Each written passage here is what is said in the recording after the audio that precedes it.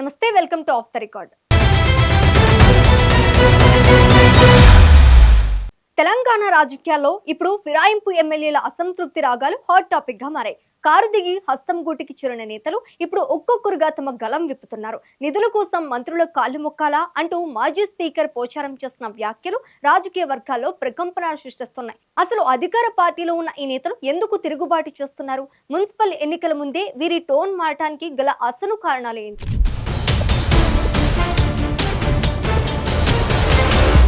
అధికార పార్టీలోకి వెళ్తే అన్నీ చక్కబడతాయని ఆశపడిన ఫిరాయింపు ఎమ్మెల్యేలకు ఇప్పుడు చుక్కలు కనిపిస్తున్నాయి. దూరపు కొండలు నునుపు అన్నట్లుగా పార్టీ మారిన తర్వాత పరిస్థితిలో ఎలాంటి మార్పు లేకపోవడం వారిని కలవరపెడుతోంది. ఒకరి తర్వాత ఒకరు అసంతృప్తి రాగాలు తీస్తుండటంతో కాంగ్రెస్ హైకమాండ్ ఆత్మరక్షణలో పడింది. మొన్న గూడెం మహిపాల్ రెడ్డి మొదలుపెట్టిన ఈ ధిక్కార స్వరం ఇప్పుడు ఇతర ఎమ్మెల్యేలకు పాకింది. నియోజకవర్గాల్లో పనులు జరగకపోవడం, తమ ప్రాధాన్యత తగ్గడంపై వారు బహిరంగంగానే విమర్శలు గుప్పిస్తున్నారు. అధికారంలో ఉండి కూడా ఏమీ చేయలేకపోతున్నామనే ఆవేదన వారిలో స్పష్టంగా కనిపిస్తోంది.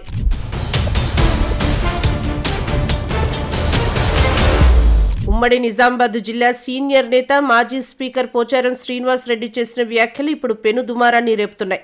అన్నం పెట్టిన చేతికి సున్నం పెట్టినట్లు ప్రభుత్వం వ్యవహరిస్తోందని ఆయన అనుచరులు భావిస్తున్నారు. నియోజకవర్గ నిధుల కోసం మంత్రుల కాళ్లు మొక్కాలా అంటూ ఆయన చేసిన ఘాటు వ్యాఖ్యలు ప్రభుత్వాన్ని ఇరకాటంలో పడేశాయి. అభివృద్ధి పనులకు బ్రేకులు పడటంతో పాటు అధికారుల సహకారం లేకపోవడంపై ఆయన తీవ్ర ఆగ్రహం వ్యక్తం చేశారు. సీనియర్ నాయకుడై ఉండి కూడా నిధుల కోసం ఇంతలా పోరాడాల్సి రావటం రాజకీయ చర్చకు దారితీసింది. పార్టీ మారినా ప్రయోజనం ఏంటని ఆయన క్యాడర్ బహిరంగంగానే ప్రశ్నిస్తోంది.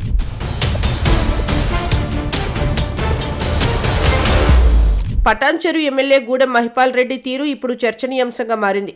గోడ మీద పిల్లి ఎటు దూకుతుందో తెలియదు అన్నట్లుగా మున్సిపల్ ఎన్నికల ముందే ఆయన తన టోన్ మార్చేశారు. పటాన్చెరు మున్సిపాలిటీలను బీఆర్ఎస్ కైవసం చేసుకోవడం ఆయనలో కొంత ఆందోళన రేకెత్తిస్తోంది. పార్టీలో చేరిన నియోజకవర్గానికి ఆశించిన స్థాయిలో నిధులు రాకపోవడంపై ఆయన అసంతృప్తితో ఉన్నారు. స్థానిక సంస్థల ఎన్నికల్లో తమ పట్టు కోల్పోతామనే భయం ఆయన్ను వెంటాడుతోంది. అందుకే మున్సిపల్ ఎన్నికలకు ముందే ఆయన యూటర్న్ తీసుకునే అవకాశాలు ఉన్నాయని ప్రచారం సాగుతోంది.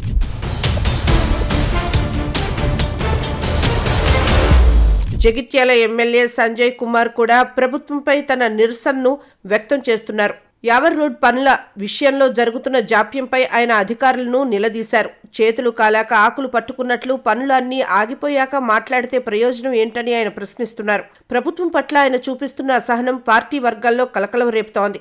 నియోజకవర్గ ప్రజలకు సమాధానం చెప్పుకోలేకపోతున్నామని ఆయన తన సన్నిహితుల వద్ద వాపోతున్నారు. అభివృద్ధి పనుల విషయంలో ప్రభుత్వం అనుసరిస్తున్న మొండి వైఖరి ఆయనకు నచ్చడం లేదు.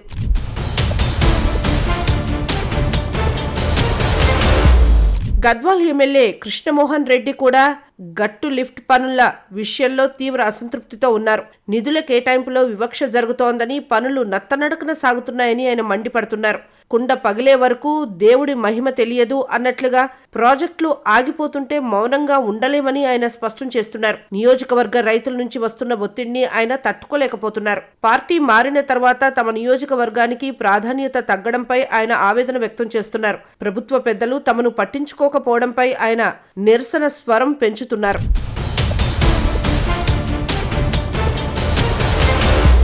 ఫిరాయింపు ఎమ్మెల్యేలు అందరిలోనూ ఒకే రకమైన నిరాశ కనిపిస్తోంది. అనేక విమర్శలు మరియు రాజకీయ ఒత్తిడిని భరించి పార్టీలో చేరినా కనీసం నిధులు కూడా రాకపోవడం వారిని కుంగదీస్తోంది. నోరు మూసుకుంటే నొసలు వెక్కిరించినట్లు బయటకు నవ్వుతూ కనిపిస్తున్నా లోలోన వారు తీవ్ర అసంతృప్తితో ఉన్నారు. తమను కేవలం సంఖ్యాబలం కోసమే వాడుకున్నారని వారు అనుమానిస్తున్నారు.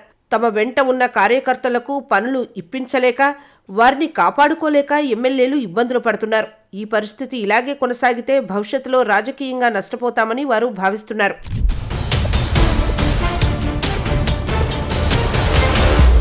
రాబోయే మున్సిపల్ ఎన్నికలు ఈ ఎమ్మెల్యేల అసంతృప్తికి ప్రధాన కారణంగా కనిపిస్తున్నాయి. క్షేత్రస్థాయిలో బీఆర్ఎస్ బలంగా ఉండటం, అధికార పార్టీపై వ్యతిరేకత ఉండటం వీరిని భయపెడుతోంది. ఇల్లు కాలాక బావి తవ్వినట్లు ఎన్నికల సమయంలో నిధులు లేకుండా ప్రజల్లోకి ఎలా వెళ్లాలో వారికి పాలుపోవడం లేదు. పటాన్చెరు వంటి చోట్ల బీఆర్ఎస్ మున్సిపాలిటీలను కైవసం చేసుకోవడం వీరిలో వణుకు పుట్టిస్తోంది. స్థానిక సంస్థలపై పట్టు లేకపోతే ఎమ్మెల్యేగా కూడా మనుగడ కష్టమని వారు గ్రహించారు. అందుకే ముందే జాగ్రత్త పడి ప్రభుత్వంపై ఒత్తిడి తెచ్చే ప్రయత్నం చేస్తున్నారు.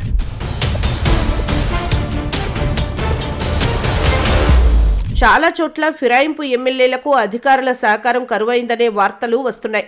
కాంగ్రెస్ పార్టీలోని పాత నేతలు వీరిని తమ ఆధిపత్య పోరులో భాగంగా అడ్డుకుంటున్నట్లు సమాచారం. అత్తా అంటే అత్తా అంటారు, కోడలా అంటే కోడలా అంటారు అన్నట్లు అధికారులు కూడా అయోమయంలో ఉన్నారు. ఎమ్మెల్యేలు చెప్పిన పనులను పక్కన పెట్టడం లేదా పెండింగ్లో ఉంచడం జరుగుతోందని వారు ఆరోపిస్తున్నారు. దీనివల్ల నియోజకవర్గాల్లో పనులు సాగక ప్రజల్లో అసహనం పెరుగుతోంది. ప్రోటోకాల్ విషయంలో కూడా తమకు అన్యాయం జరుగుతోందని ఈ నేతలు వాపోతున్నారు.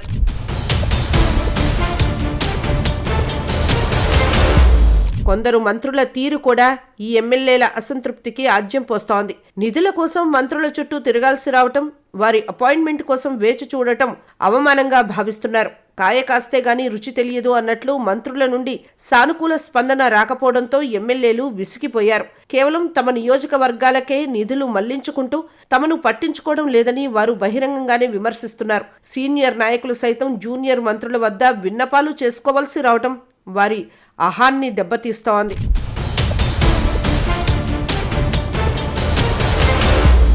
ఫిరాయింపు ఎమ్మెల్యేల ఈ తిరుగుబాటు స్వరాలు రాబోయే రోజుల్లో ఎలాంటి మలుపులు తీసుకుంటాయో చూడాలి. నిప్పు లేనిదే పొగరాదు అన్నట్లు వీరి అసంతృప్తి వెనుక పెద్ద రాజకీయ వ్యూహం ఉండే అవకాశం ఉంది.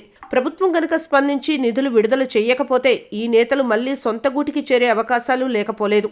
మున్సిపల్ ఎన్నికలకు ముందే ఈ ఫిరాయింపు నేతలు తమ భవిష్యత్తుపై ఒక నిర్ణయానికి వచ్చేలా కనిపిస్తున్నారు. ఈ రాజకీయ చదరంగంలో తుది విజయం ఎవరిదో తెలియాలంటే మరికొంతకాలం వేచి చూడాల్సిందే.